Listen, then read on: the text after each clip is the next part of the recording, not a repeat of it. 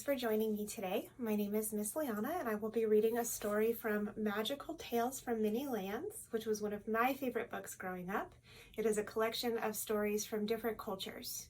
We will be starting with a Peruvian story called The Magic Fruit. In a time long ago, when great and marvelous magicians lived on earth, Conaraya was the greatest of all. With his hollow stick, he could turn mountains into flat lands. He could make deserts run with rivers. He could make big, powerful magic.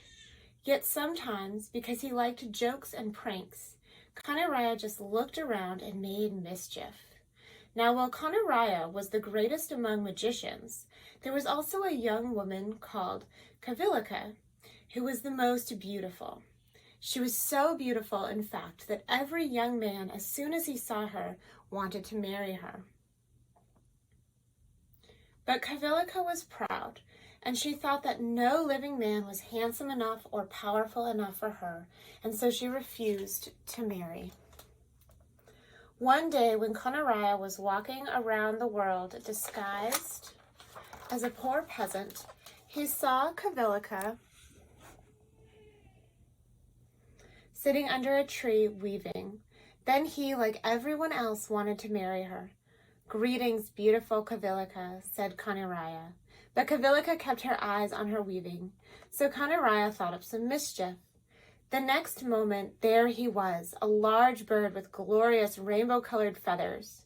He spread his wide wings and flew up to a branch of the tree that stretched out above Kavilika.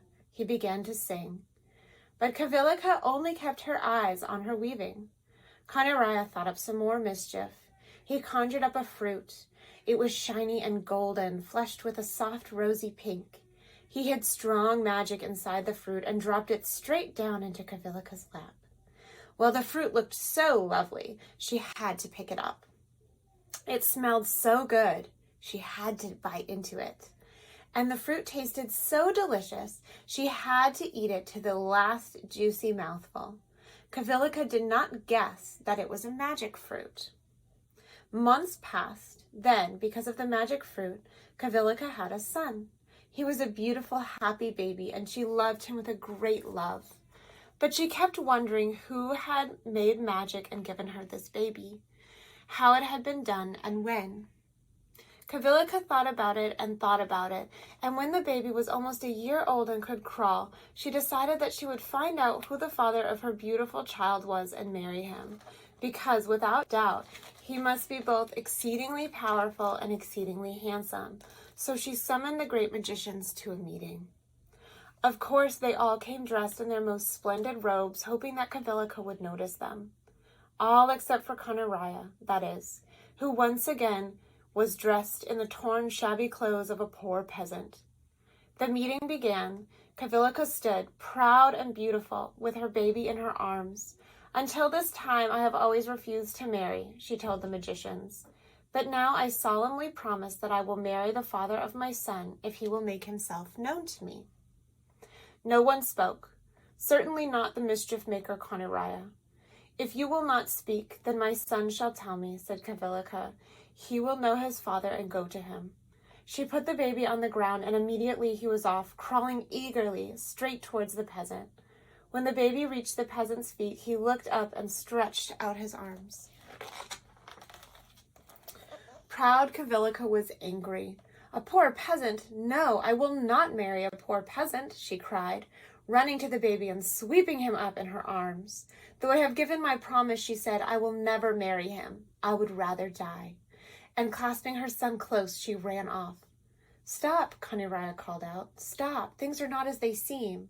But she would not listen and ran on. Then Conaraya struck the ground with his hollow stick. The next moment there he stood, dressed in magnificent robes, dazzling and golden. "Beautiful Kavilika, look back. Turn your eyes toward me and see how handsome and splendid I have become," the great magician called. But Kavilika ran on as before. And now Conaraya was afraid of beautiful Kavilika's stubborn pride and sorry for his own mischief-making. He quickly ran after her. But she heard him coming and gathered together her own powerful magic. She hid herself from him and ran faster, ever faster. Though he could not tell where she had gone, Kanirai was determined to find her. As he ran, he asked everyone he met, people and animals both, if they had seen her, but no one had. At last, good fortune came. He met the condor, who had seen her and was able to show him the way. Kanirai thanked the condor with a blessing. I give you power to fly over the valleys and wild places and to eat where you will, he said. A curse be on those who kill the condor. More good fortune came. Kanirai met the falcon, who had also seen Kavilika, and was able to show him the way. Kanirai blessed the falcon. I give you power to soar above the mountains, he said. In song and dance, the Indians shall always praise the falcon. On he ran, and again good fortune came. He met the puma, who was also able to show him the way. Kanirai blessed the puma. I give you power over all other living creatures, he said, and all times the Indians shall honor the puma. Kanirai ran on and came to the sea, and at last he saw Kavilika for himself. She was running across the shore. He called to her, but she would not look back. Clasping her baby in her arms, she gathered together all her magic powers and plunged into the sea. The next moment there was no beautiful Kavilika and no baby. They were gone. In their place stood 2 rocks, a large one and a small one close beside it. 2 rocks and the waves that gently lapped against them. That was all.